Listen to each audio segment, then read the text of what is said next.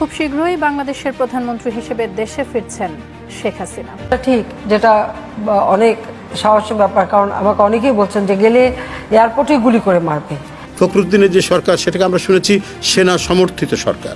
আর আমি আজও কালো, আমি ক্ষমতা পাবোই। এবং আমি তার বক্তব্যগুলো দেখেন, সেনাপ্রধানের বক্তব্য, চুপ্পুর বক্তব্য, ভারতের ফরেন মিনিস্ট্রির বক্তব্য, ভারতের সেনাপ্রধানের বক্তব্য একে শব্দে শব্দে মিলিত হয়ে যাচ্ছে। জুলাইয়ের গণ অভ্যুত্থানের পর ভারতে শরণ নেওয়া সাবেক প্রধানমন্ত্রী শেখ হাসিনার শীঘ্রই বাংলাদেশে প্রত্যাবর্তনের প্রস্তুতির খবরে জাতীয় রাজনীতিতে নতুন করে উত্তেজনা সৃষ্টি করেছে। বিশেষ সূত্রের বরাতে জানা গেছে তিনি এই মাসেই বাংলাদেশে ফিরছেন। তার দেশে ফেরা শুধুমাত্র রাজনৈতিক প্রত্যাবর্তন নয়, এটি একটি কঠোর জবাব হতে পারে যেসব শক্তির বিরুদ্ধে তারা হলো গণ অভ্যুত্থানের মাধ্যমে একটি নতুন রাজনৈতিক শক্তি প্রতিষ্ঠায় ভূমিকা রেখেছিল। যেমন শেখ হাসিনার ঘনিষ্ঠ রাজনৈতিক পরিমণ্ডলের অনেকে বলছেন এই প্রত্যাবর্তন হবে মূলত রাজনৈতিক প্রতিশোধের সূচনা।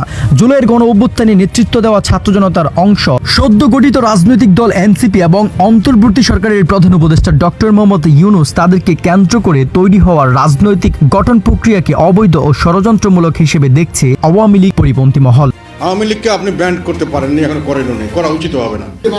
আগামী নির্বাচনে আপনি চান যে আওয়ামী লীগের অংশগ্রহণটা থাকুক?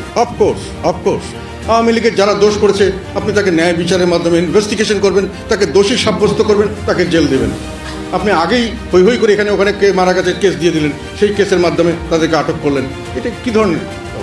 আপনি বিচার করবেন। আজকে হোক, 5 বছর পরে হোক, 10 বছর পরে হোক, এই পাপের শাস্তি আমাদের ভোগ করতেই হবে।